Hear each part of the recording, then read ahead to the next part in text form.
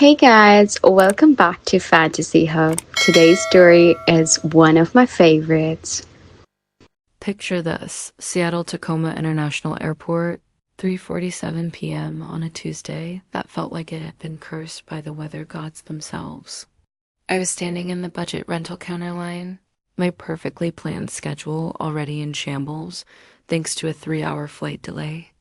My client was expecting me at their downtown studio by 5, and I could feel my reputation, the one I'd spent 7 years building, crumbling with every passing minute.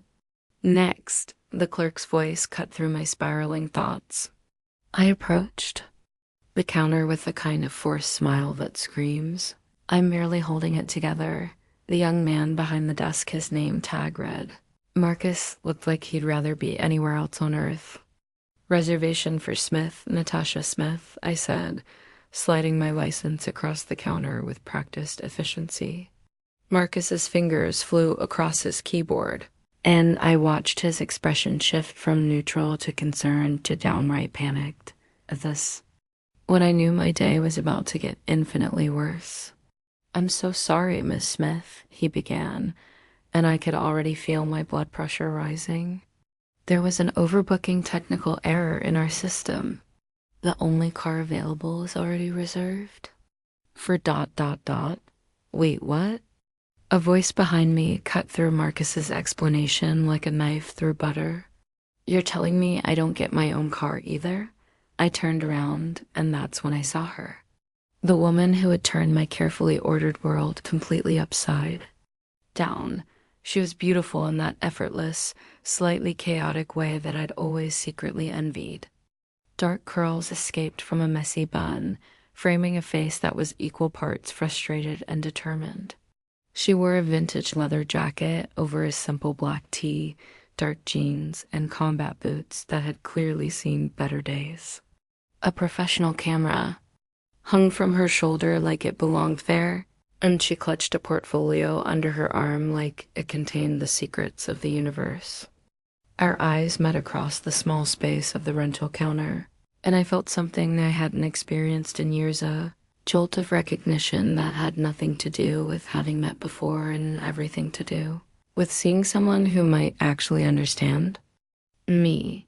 "You've got to be kidding me," I muttered, more to myself than to anyone else. She crossed her arms, and I noticed her hands-long fingers with short, practical nails and a small scar across her left knuckle. "Look, I need this car. I've got a shoot in 2 hours that could change everything for me." "So do I replied, matching her stance.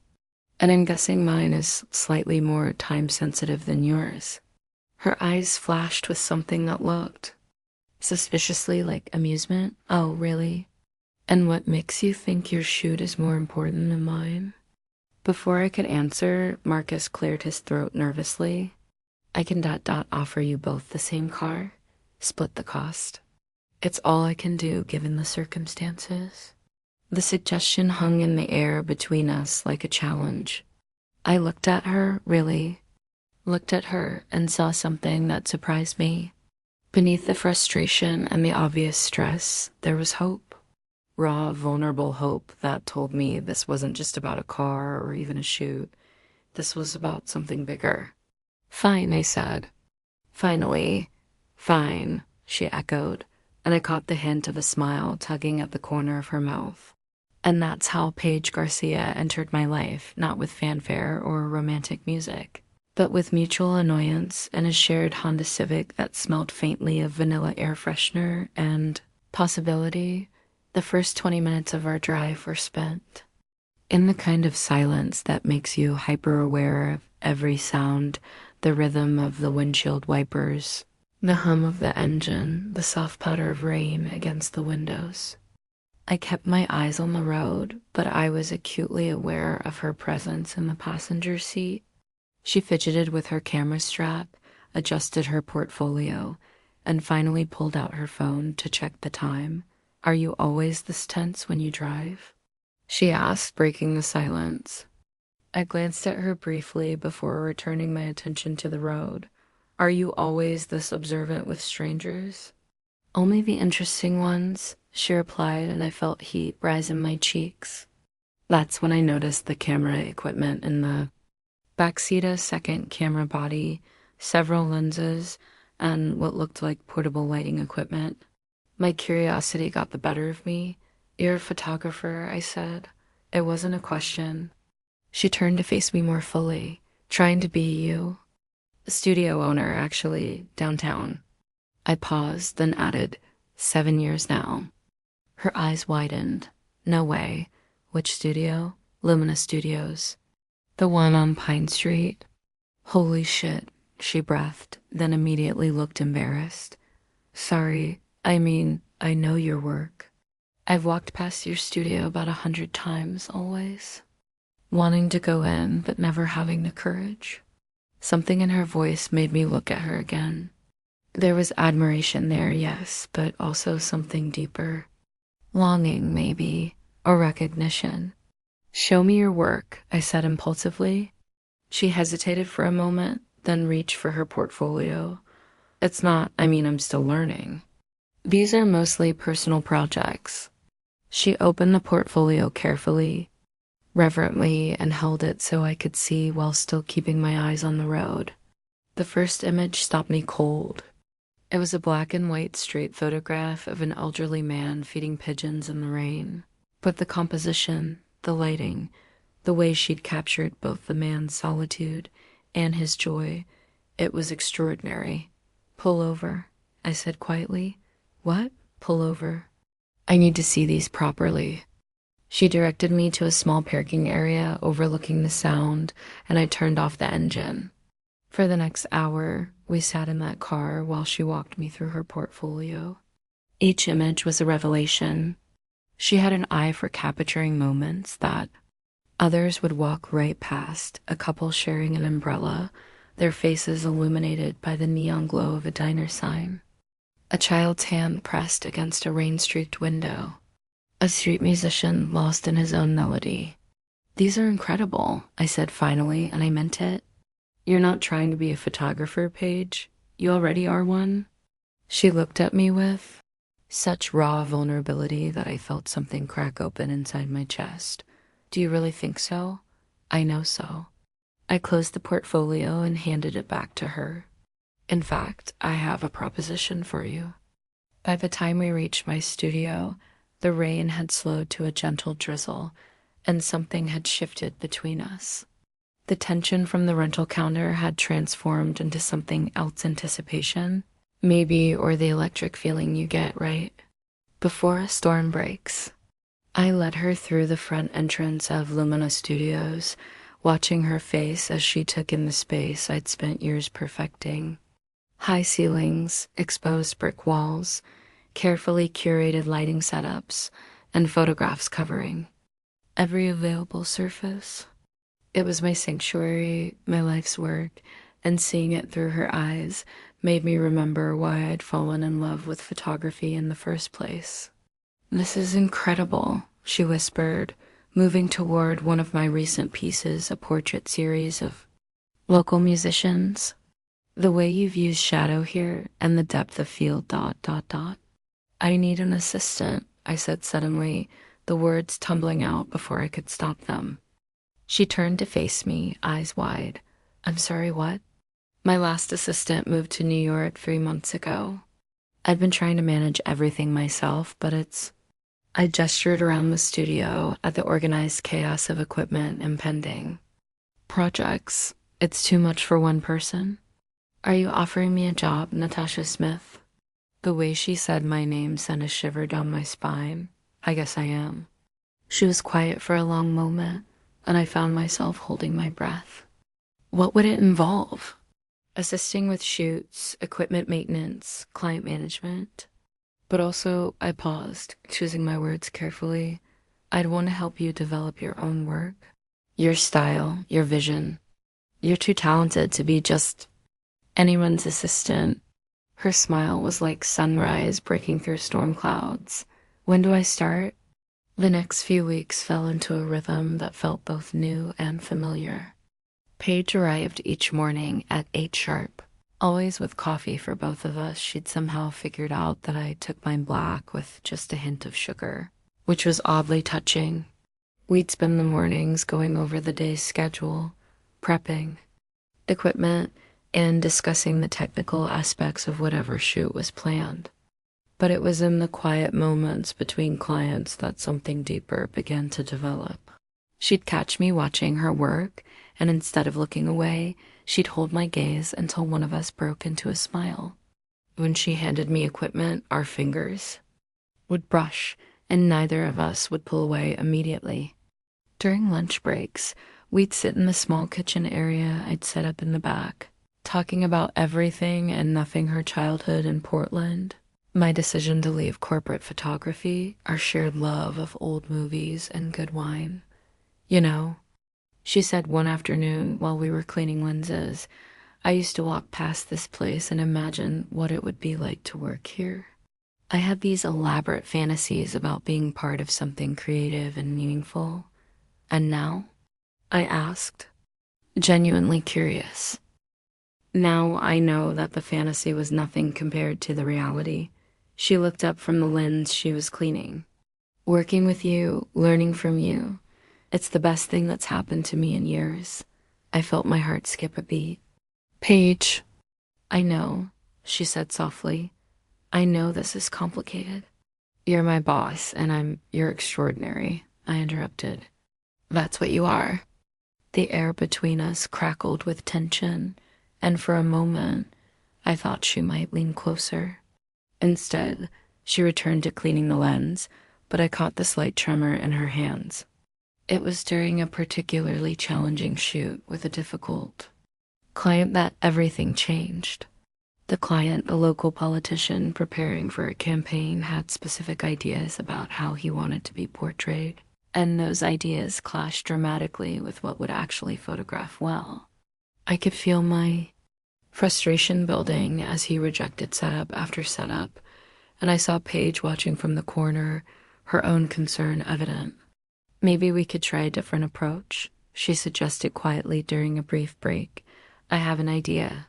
Normally, I would have been protective of my creative process, unwilling to let anyone else take the lead. But something in her voice made Emmy nod. Show me. What followed was 15 minutes of the most seamless collaboration I'd ever experienced. She repositioned the lighting while I adjusted the camera settings. We moved around each other with an intuitive understanding that felt almost choreographed. When she suggested a different angle, I could see immediately why it would work. When I called for a specific backdrop, she had it ready before I finished speaking. The resulting photographs were some of the best work I'd produced in months. After the client left, satisfied and effusive in his praise, Paige and I stood in the middle of the studio, surrounded by equipment and the lingering energy of creative success. That was ... I began. Amazing, she finished. I was going to say perfect, I admitted. She stepped closer, and I could smell her perfume, something light and floral that I'd been unconsciously noticing for weeks. Natasha, the front door chimed, interrupting whatever she was about to say. We sprang apart as if we'd been caught doing something wrong, and I felt a flush of disappointment. But that night, as I locked up the studio and walked to my car, I found myself thinking not about the successful shoot or the satisfied client, but about the way Paige had looked at me in that moment before we were interrupted. Like she was seeing something in me that I'd forgotten, was there 2 weeks later. We were working late on a project that had been consuming both of our attention, a gallery showing featuring local artists that would showcase both my established work and some of Paige's pieces. I'd convinced her to include 5 of her photographs, and watching her prepare them for display had been a joy I hadn't expected. I can't believe people are actually going to see these, she said, adjusting the frame on one of her street photographs. For the 3rd time. I can't believe it took me this long to convince you to show them, I replied, stepping back to assess the overall layout. They're going to love them. It was past 9 o'clock.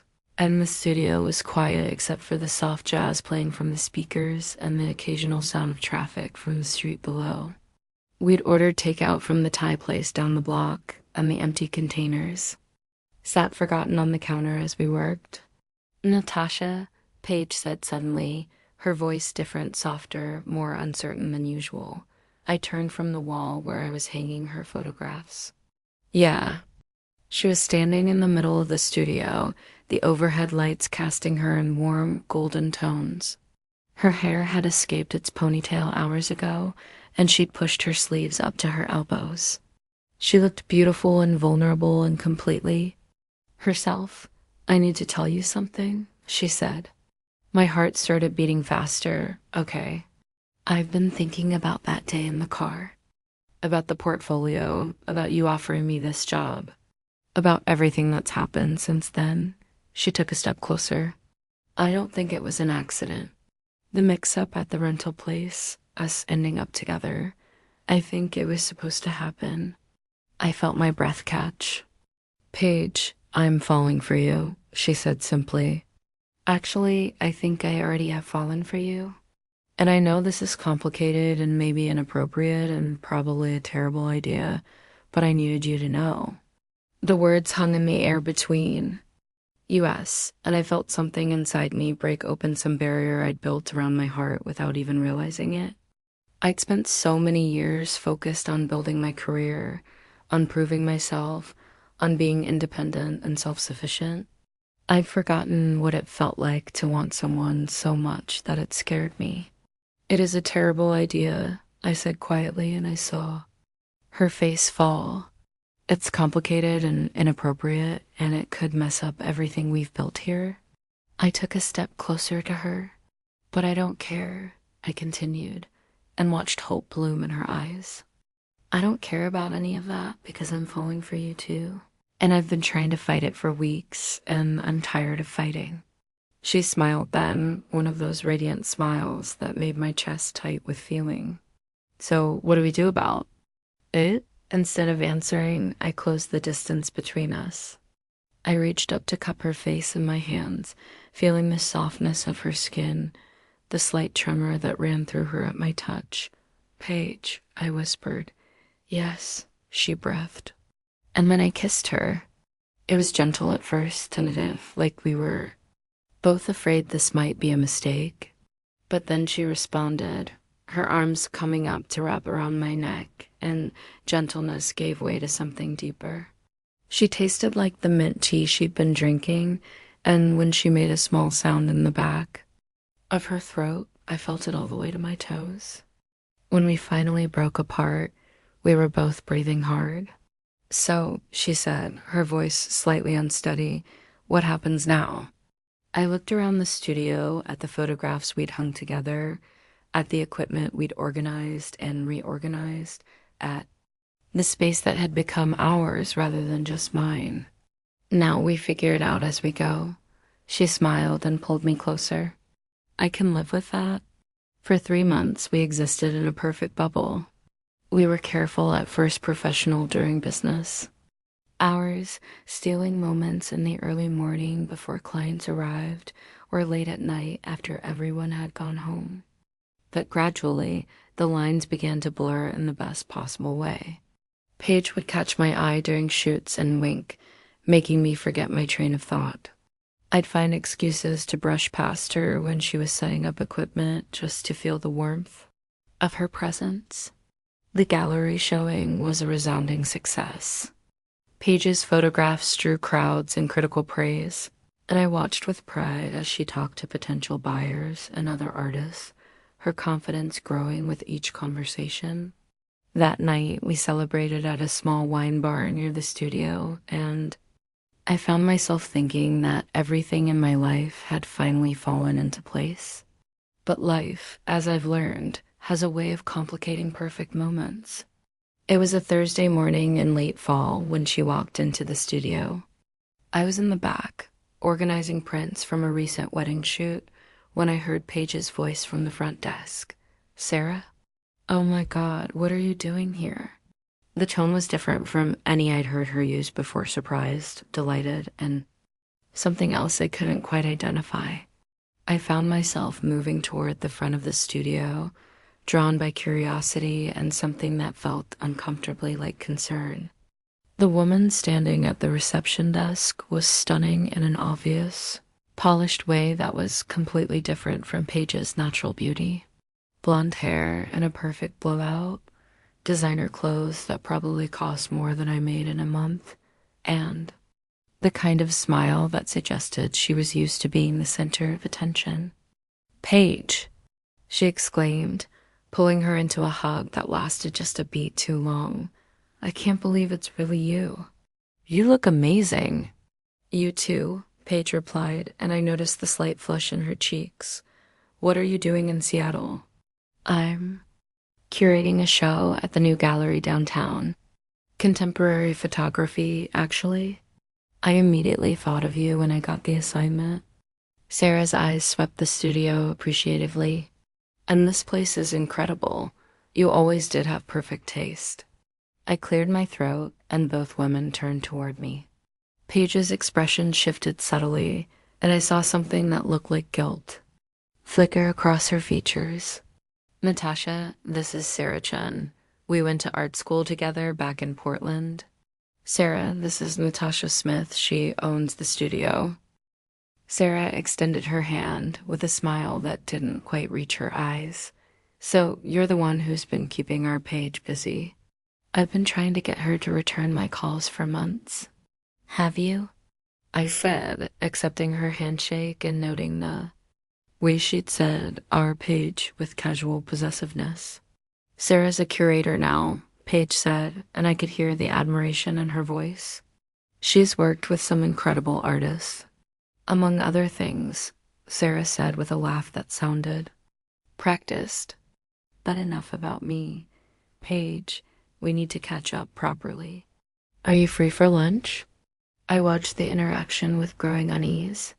It wasn't just Sarah's obvious interest in Paige, it was the way Paige responded to her, the way she seemed to become a slightly different version of herself in Sarah's presence. More animated, more young somehow.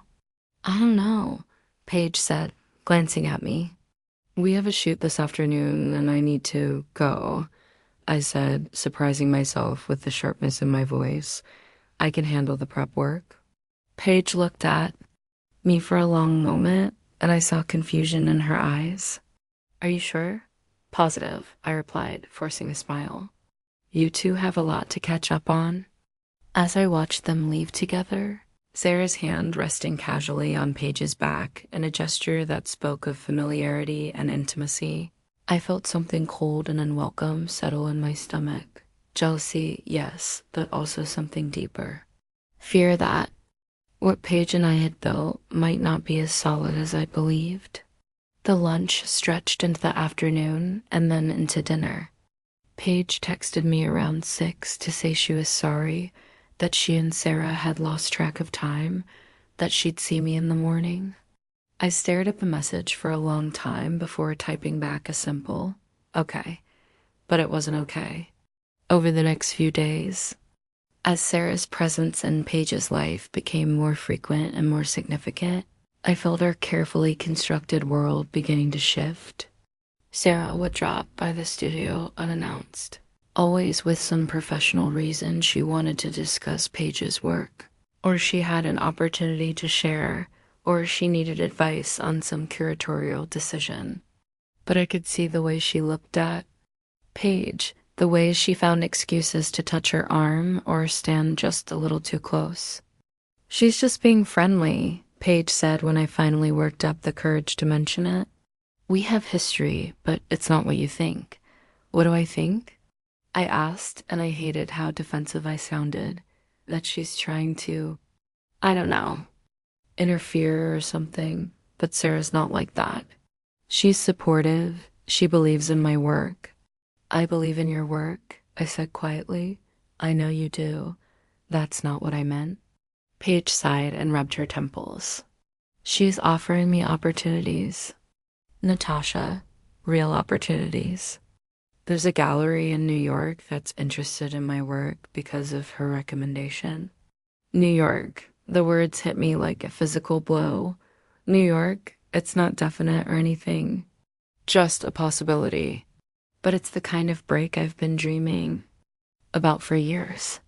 I nodded, trying to keep my expression neutral. That's great, really great, but it wasn't great. It was terrifying because I could see how the possibility of New York, of recognition, of everything she'd worked toward was lighting her up in a way that made her seem almost incandescent. And I could see how Sarah, with her connections and her confidence and her shared history with Paige, represented a world that I wasn't sure I could compete with. The breaking point came on a Friday evening. I was working late, trying to lose myself in the familiar rhythm of editing photographs, when I heard voices from the front of the studio. Paige's laugh, low and warm, and Sarah's voice responding, with something I couldn't quite catch. I found them in the main studio space, standing close together while Sarah pointed at one of Paige's photographs hanging on the wall. They were talking in low voices, their heads bent together, and there was an intimacy in their posture that made my chest tight. The composition here is extraordinary, Sarah was saying. The way you've used the negative space to create tension, it's exactly what the gallery is looking for. You really think so? Paige asked, and I could hear the hope in her voice. I know so. Paige, you're ready for this. You've always been ready. You just needed someone to believe in you enough to open the right doors. I cleared my throat, and they both turned toward me. Paige's face flushed, and Sarah's expression shifted to something that looked almost triumphant. I didn't realize you were still here, Paige said. Just finishing up some editing, I replied, trying to keep my voice steady. Don't mind me. But I could see the way they looked at each other, the way Sarah's hand lingered on Paige's arm, the way Paige seemed to glow under her attention, and I felt something inside me crack. Actually, I said, my voice coming out sharper than I intended, I think I'm done for the night. I gathered my things quickly, aware of their eyes on me, and headed for the door. Behind me, I heard Paige call my name, but I didn't turn around. I couldn't, because if I had, she would have seen everything I was trying to hide, the fear, the jealousy, the growing certainty that I was about to lose her. The next morning, Paige arrived at the studio earlier than usual, with that determined look she got when she'd made up her mind about something. I was already there, having spent most of the night unable to sleep, going through the motions of organizing equipment I'd organized a dozen times before. We need to talk, she said without preamble. I looked up from the camera lens I was cleaning for the third time. Okay, about last night. About Sarah. About whatever's been going on with you this week. I set down the lens and faced her fully. I don't know what you mean, Natasha. Her voice was gentle but firm. You've been different since she showed up, distant, cold even. And last night, you just walked out without saying goodbye. I felt my carefully constructed composure beginning to crack. What do you want me to say, Paige? That I'm thrilled to watch your ex-girlfriend, because that's what she is, isn't it? Waltz back into your life and offer you everything I can't. Ex-girlfriend? Paige looked genuinely surprised. Sarah and I were never together. We were friends in college, that's all. Friends who were obviously interested in being more than friends. Maybe she was, but I wasn't. I've never been interested in Sarah that way. Paige stepped closer, and I saw something in her eyes that looked like hurt. How can you not know that? How can you think I would? Because she's offering you the world. The words burst out of me before I could stop them. New York galleries, recognition, everything you've ever wanted. And what do I have to offer? A small studio in Seattle and a relationship that we have to sneak around because I'm your boss. Is that really what you think? Paige's voice was quiet now, dangerous. That I'm with you because I don't have better options? I think you're young and talented and ambitious, and you deserve opportunities that I can't give you. And I think you're scared, she said. I think you're so afraid of losing me that you're pushing me away before I can leave on my own. Her words hit me like a slap, partly because they were true. I was scared, terrified actually. I'd spent so many years building walls around my heart, protecting myself from exactly this kind of vulnerability. And now, faced with the possibility of losing the best thing that had ever happened to me, I was reverting to old patterns. Maybe I am scared, I admitted. Maybe I'm terrified that what we have isn't strong enough to compete with everything else you could have. Then you don't know me at all, Paige said, and I heard the disappointment in her voice. Because if you did, you'd know that what we have is the only thing I want. She turned to leave, and I felt panic rise in my chest. Paige, wait. She paused at the door, but didn't turn around. I told Sarah I wasn't interested in the New York opportunity. I told her last night before you walked out. Because this, she gestured around the studio at the space we'd built together. This is where I want to be, with you. But I can't keep fighting for something if you're not going to fight for it too. The door closed behind her with a soft click, leaving me alone with the weight of my own stupidity. I spent the weekend in a haze of regret and self-recrimination. I replayed every conversation, every moment of tension, every opportunity I'd had to trust Paige and chosen fear instead. By Sunday evening, I was ready to call her, to apologize, to try to fix what I'd broken, but she beat me to it. The knock on my apartment door came at 8 o'clock, just as I was working up the courage to pick up the phone. I opened it to find Paige standing in the hallway, looking tired and determined and beautiful. "Hi," she said simply. "Hi," I replied, stepping aside to let her in. She walked into my living room and turned to face me. "I've been thinking about what you said, about being scared." I nodded, not trusting my voice. "The thing is, I'm scared, too. I'm scared that you'll decide I'm not worth the complications. I'm scared that you'll realize you were better off before I crashed into your life. I'm scared that I'll wake up one day and find out this was all too good to be true. But I'm more scared of losing you because we were both too afraid to fight for what we have." She took a step closer. "So I need you to know something. Sarah offered me a lot of things, opportunities, connections, a chance to show my work in galleries I've only dreamed about. But none of that matters if I don't have you to share it with." I felt my eyes fill with tears. "I'm so sorry, I was an idiot. I let my own insecurities." "We both did," she interrupted gently. "But I don't want to be scared anymore.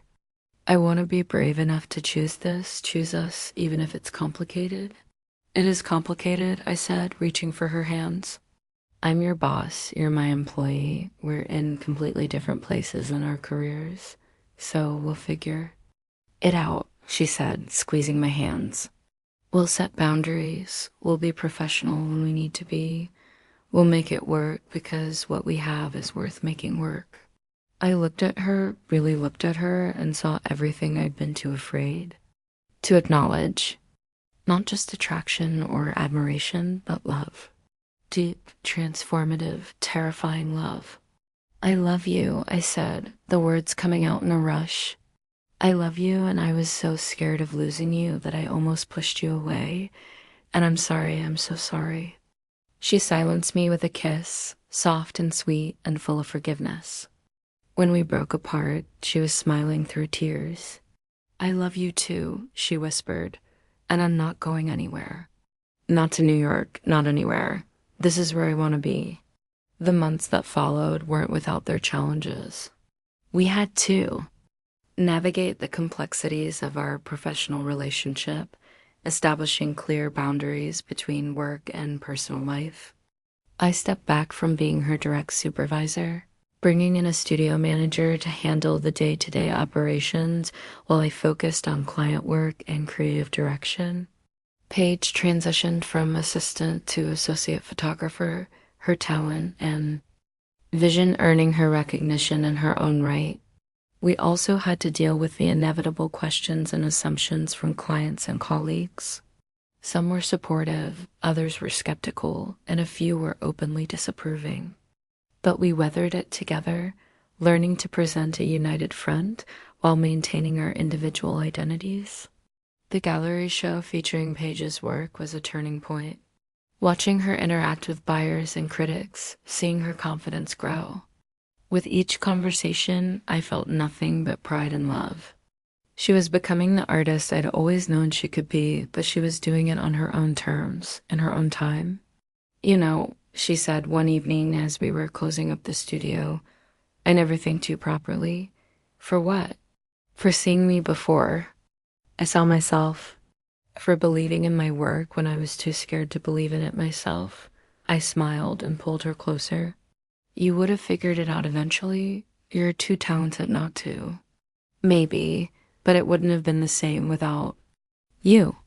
We stood there in the quiet of the studio, surrounded by the photographs we'd created together and separately, and I felt a deep sense of contentment. This was what I'd been looking for without knowing it, not just professional success or personal happiness, but the perfect blend of both. A partnership that made us both better, stronger, more ourselves. 6 months later, on a rainy Tuesday that reminded me of the day we'd first met, Paige approached me with a secretive smile and twinkling eyes. I have a proposition for you, she said, echoing the words I'd used all those months ago. Oh, really? I replied, intrigued. Close your eyes. I gave her a skeptical look. Paige, just trust me. I closed my eyes and felt her take my hand, leading me through the studio. I heard the soft sound of music starting up something instrumental and romantic, and caught the scent of jasmine and vanilla candles. Okay, she said softly, open them. I opened my eyes to find the studio transformed. Fairy lights were strung from the ceiling, casting everything in a warm, golden glow. Candles flickered on every surface, and our photographs, both hers and mine, were arranged throughout the space like a gallery of our shared history. In the center of it all, Paige stood with her hands behind her back, looking nervous and excited, and absolutely radiant. What is all this? I asked, though my heart was already racing with possibility. Do you remember what you said to me that first day? About how my work told stories? I nodded, not trusting my voice. Well, I've been thinking about the story we've been telling together. About how we started with a shared car, then a shared workspace, then shared life. And I realized there's one more thing I want to share with you. She brought her hands forward, and I saw the small velvet box she'd been hiding. My breath caught in my throat. Natasha Smith, she said, dropping to one knee in the middle of our studio, surrounded by the evidence of everything we'd built together. You changed my life in the most beautiful way possible. You saw something in me that I didn't even know was there, and you loved me enough to help me find it. You're my partner, my best friend, my inspiration, and my home. She opened the box to reveal a simple, elegant ring that caught the light of the fairy lights and sparkled like captured starlight. Will you marry me? She asked, her voice steady despite the tears in her eyes. I felt my knees go weak, felt my heart expand until it seemed too big for my chest. This woman, this incredible, talented, brave woman, wanted to spend her life with me. She wanted to make our partnership official, to bind our stories together permanently. Yes, I whispered, then louder. Yes, of course, yes. She slipped the ring onto my finger with trembling hands, then stood and pulled me into a kiss that tasted like tears and laughter and forever. Around us, our studio seemed to glow with possibility. I love you, she murmured against my lips. I love you too, I replied, holding her close. So much. We were married 6 months later in the studio where we'd first kissed, surrounded by family and friends, and the photographs that documented our journey together. I wore a vintage cream dress that had belonged to my grandmother, and Paige wore a tailored navy suit that made her eyes look like midnight. Our vows were simple but heartfelt, promising to support each other's dreams while building new ones together. My mother, who had initially been skeptical of my relationship with an employee, was won over completely by Paige's charm and obvious devotion. "She looks at you like you hung the moon," she whispered to me during the reception. Paige's parents, who had flown in from Portland, were equally smitten with both of us. Her father, a quiet man who shared her artistic eye, spent most of the evening discussing photography techniques with me, while her mother regaled our guests with stories of Paige's childhood creativity. But the moment that meant the most to me was when we had our first dance as wives. The DJ played the same instrumental music that had been playing during Paige's proposal, and as we swayed together in the center of the studio, I felt like we were dancing in our own private world. "So," Paige said, her arms around my neck, "how does it feel to be Mrs. Smith Garcia?" I laughed. "It feels perfect. Though I'm still getting used to the hyphenated name." "We could have gone with Garcia Smith," she teased. "Absolutely not. Smith Garcia has a much better ring to it." She spun me around, and I caught glimpses of our guests, our chosen family celebrating around us. Marcus from the rental car place, who had somehow become a friend after we tracked him down to invite him. Sarah, who had graciously accepted our invitation and brought her new girlfriend, a lovely painter from San Francisco. My former colleagues from the corporate world, who were amazed to see me so happy and relaxed. "What are you thinking about?" Paige asked, noticing my distraction. "Just all of this, how we got here. How a rental car mix-up led to the best thing that ever happened to me." "The best thing that ever happened to us," she corrected, and kissed me softly. 2 years into our marriage, we made the decision to expand our family. Not with children, we discussed it and decided we were content with our life as it was. But with the studio, we'd been successful enough to consider opening a second location, and after months of planning and preparation, we found the perfect space in the Capitol Hill neighborhood. The new studio was larger than our original location, with room for multiple shooting areas and a proper gallery space for rotating exhibitions. We hired 2 additional photographers and a full-time studio manager, transforming what had been a small business into a thriving creative enterprise. "I never imagined it would grow this big," Paige said one evening as we stood in the new space, watching our team break down equipment after a successful shoot. "I did," I replied, sliding my arm around her waist. "I knew from the moment I saw your work that you were going to do extraordinary things." She corrected, just as she had at our wedding. We were going to do extraordinary things. She was right, of course. Everything we built together. The success of the studios was as much hers as mine, and I made sure everyone knew it.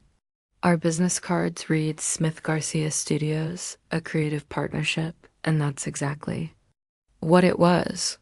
But perhaps the most meaningful expansion came in the form of our community outreach program. Paige had suggested it one day, after we'd received an inquiry from a local high school about photography classes for students who couldn't afford traditional art programs. "What if we offered free workshops?" she'd asked. "Nothing fancy, just basic photography skills and maybe some portfolio development for kids who are interested." The program started small, a few students from the local high school, meeting in our original studio on Saturday mornings. But word spread quickly, and soon we had a waiting list of young people eager to learn. Watching Paige work with these students, seeing her passion for teaching and nurturing young talent, I fell in love with her all over again. "You're a natural teacher," I told her after one particularly successful workshop where a shy sophomore had shown us a stunning street photograph she'd taken. "I learned from the best," she replied, bumping my shoulder playfully. "I'm serious. You have a gift for this. You make them believe in themselves." "The way you made me believe in myself," she said, and I felt that familiar flutter of love and gratitude that I'd felt every day since our wedding. 3 years after our wedding, Paige received a call that would change everything. She'd been selected as one of the recipients of the prestigious Emerging Artist Grant from the National Photography Foundation, a recognition that came with both substantial funding and the kind of exposure that could launch a career into the stratosphere. "I can't believe it," she said, staring at the email on her phone with shock and wonder. "This is ... This is huge." "It's what you deserve," I said, though I felt a familiar flutter of anxiety in my chest. "You've worked so hard for this." The grant came with opportunities that were both exciting and terrifying. Gallery shows in New York and Los Angeles, a potential book deal, invitations to speak at conferences and workshops around the country. Everything that Sarah had once promised to help her achieve was now within reach, earned through her own talent and dedication. What does this mean for us? I asked one night as we lay in bed, her head on my chest, both of us staring at the ceiling. "What do you mean?" "The travel, the opportunities, the recognition. I'm thrilled for you, but I'm also scared that it might change things between us." She lifted her head to look at me, and I saw understanding in her eyes. "Do you remember what I told you when Sarah first showed up? About how none of those opportunities mattered if I didn't have you to share them with?" I nodded. "That's still true." "It will always be true." She propped herself up on her elbow. "Besides, I have a secret." "What kind of secret?" "The kind where I already talked to the foundation about incorporating the community outreach program into the grant requirements. We're going to use part of the funding to expand the workshops. Maybe even start a scholarship program for students who want to pursue photography in college." I felt my eyes fill with tears. "You want to use your grant money for the workshops?" "I want to use our grant money for our workshops," she corrected, "because that's what this is ours. Everything we've built together, and everything we achieve together." 5 years after our wedding, we found ourselves back where it all began, standing in the budget rental car office at Seattle-Tacoma International Airport. But this time, we were there by choice, not circumstance. "I can't believe you talked me into this," I said, watching Paige chat with the same clerk Marcus who had unknowingly orchestrated our first meeting. "It's romantic," she insisted. "Besides, we need a car for the weekend, and this seemed like the perfect way to celebrate our anniversary." We were headed to a small coastal town for a long weekend, just the two of us, to celebrate not just our wedding anniversary, but the 5th anniversary of Smith Garcia Studios. The business had grown beyond our wildest dreams, with 3 locations now and a team of 12 photographers and support staff. Our community outreach program had expanded to include partnerships with 5 local schools and a summer camp for underprivileged youth. But more than that, we'd grown as individuals and as a couple. The scared, guarded woman who had stood in the same office 5 years ago was gone, replaced by someone who was confident in her ability to love and be loved. And Paige, my brilliant, talented, beautiful wife, had blossomed into the artist and teacher I'd always known she could be. "Here you go," Marcus said, handing us the keys to a small sedan. "Same car type you shared that first day." I kept it in the system as a note. We exchanged a look of surprise and delight. "You remembered?" Paige asked. "Are you kidding? You two are famous around here." The couple who met at the rental counter. We tell your story to all the new employees as an example of how even the worst mix-ups can lead to something beautiful. As we drove away from the airport, I reached over and took Paige's hand. "No regrets?" I asked. "About what?" "Any of it.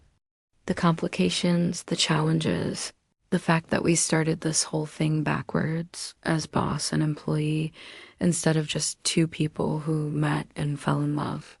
She brought her joined hands to her lips and kissed my knuckles. "Are you kidding?"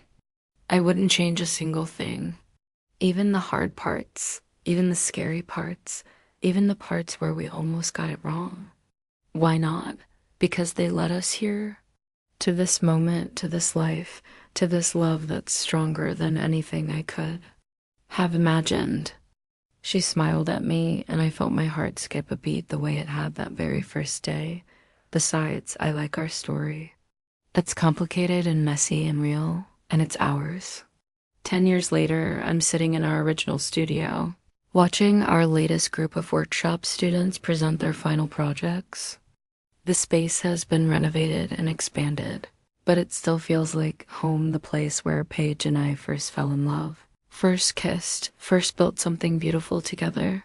One of the students, a 17-year-old named Maya, whose raw talent reminds me of Paige at that age, is showing a series of photographs she took of her grandmother's hands. The images are stunning, intimate, powerful, full of the kind of emotional depth that can't be taught, only nurtured. These are extraordinary, I tell her, and I mean it. You have a real gift. Thank you, Mrs. Smith Garcia, she says, and I see the same hope and hunger in her eyes that I once saw in Paige's. Paige appears at my elbow, carrying 2 cups of coffee. She's amazing, isn't she? She says, nodding toward Maya.